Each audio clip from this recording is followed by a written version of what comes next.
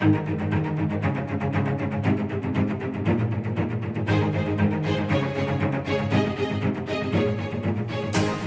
again and welcome.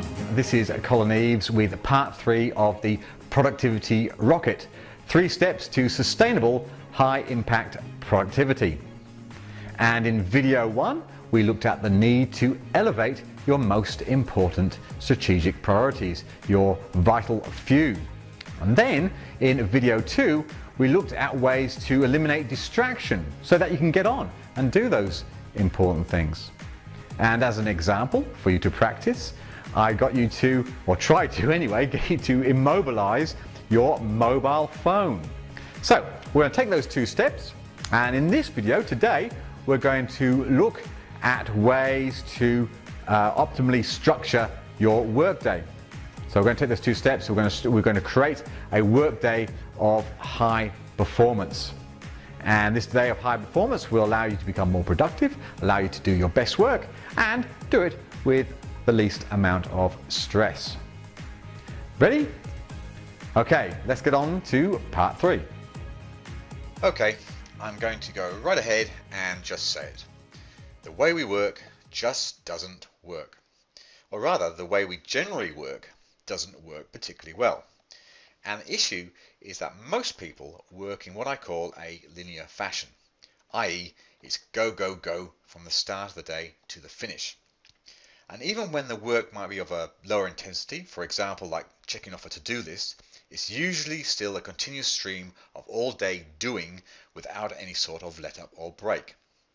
And this is a very poor way to get things done, because it causes negative stress, poor thinking, irrationality, lack of creativity, energy depletion, and a whole host of other negative side effects. Let me explain. Imagine a world-class athlete deciding to go about their role, competing and training, flat out, full effort, all through the day, every day. What would happen to them?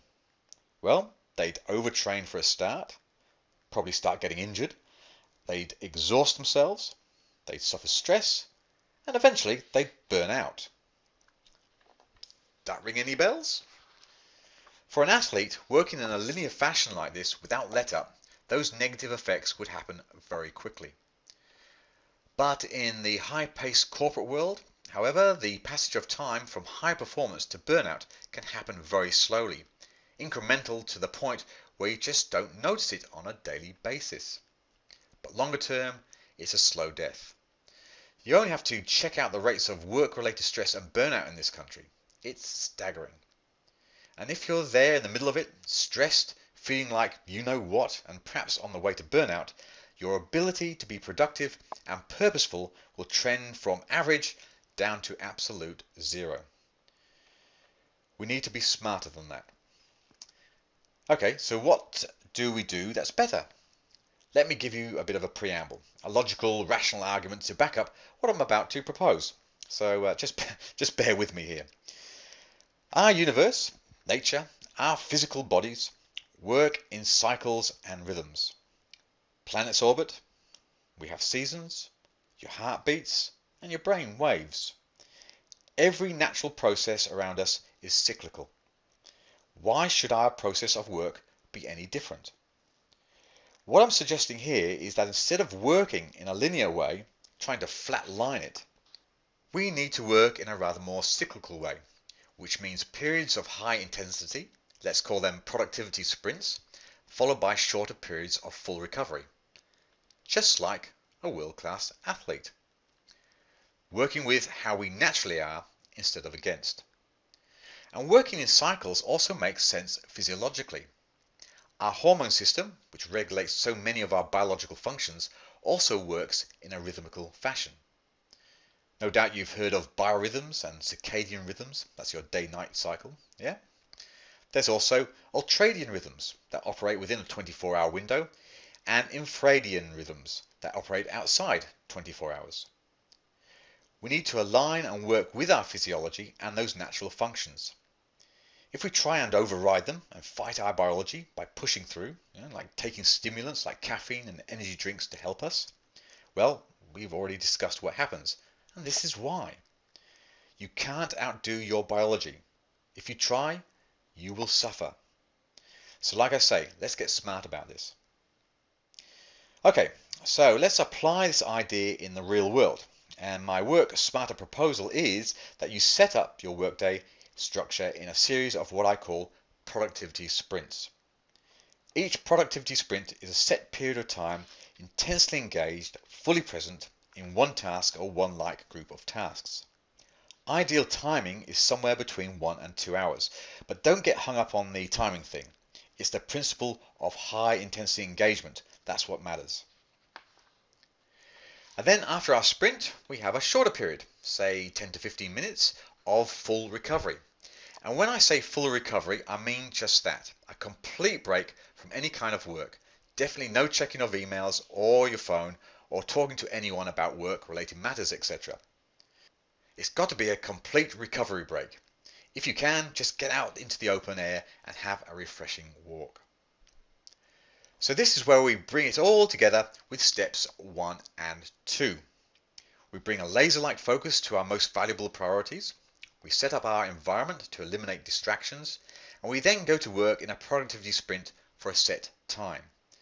This is the absolute best way to get your best work done in the least amount of time. You're fully focused, fully in control, and you'll be making significant headway into the big results you're after. If you structure a day, your weeks and your year in this fashion, the exponential improvements and the leverage you'll get to do what you do will be staggering compared to the unfocused, overwhelmed, stressed, distracted, exhausted linear approach. So here's something I'd like you to try. I'd like you to test this concept out by setting up just one productivity sprint per day. Just one, to see how things go. And I've also found that the best way to set up your very first sprint is very first thing in the morning.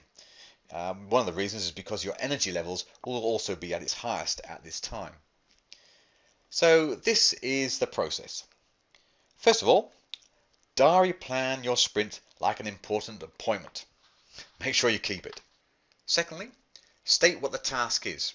Making sure it's the most important or the most valuable. Like, if you just got this one thing done on this day, it would make a great day. That's how you should view it. And number 3, clear all distractions.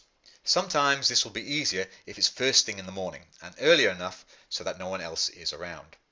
So switch off your phone, disconnect from the internet and intranet, and perhaps put a note on your door. You could write something like, productivity sprint in progress. Number 4, use a stopwatch timer. A phone app or something similar will be ideal. And then go to work.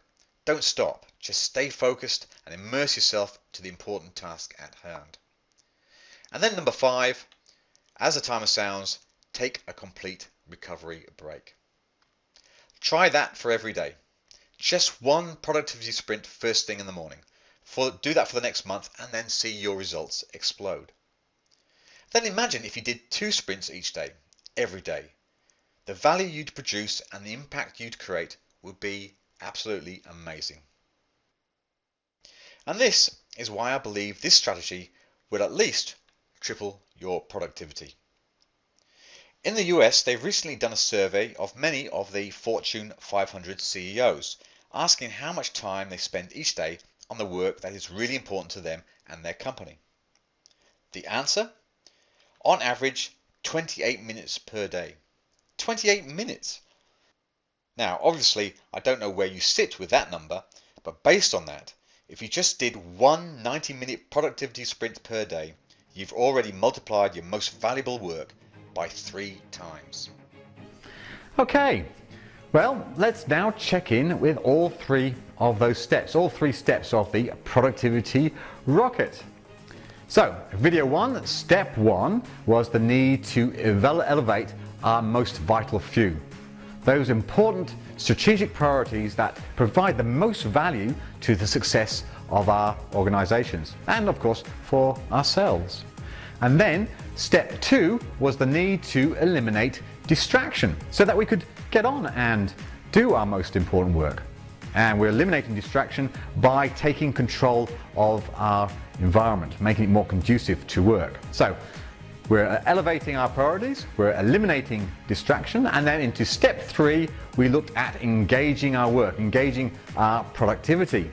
And we did this by taking steps 1 and 2 and putting them into the most optimum work structure environment. And we did this by cycling through our workday using something called productivity sprints, which is basically periods of high intensity work followed by a recovery and then repeated throughout the day. And if you use this cyclical structure through your day rather than a linear one, it's going to make you more productive, it's going to allow you to do your best work and also do it with the least amount of stress. Well, I hope this mini-series has served you well and will continue to serve you. If you have any questions or comments, please don't hesitate to get in touch with me. Oh, and just one other thing. If you wish to distribute this video series to colleagues or throughout your organization, then please feel free to do so. That's quite okay. And also, if you would like to have all 3 videos onto a DVD, like a hard copy, again, get in contact with me and I'll send one out to you free of charge. Here's to you and your best work. Bye for now.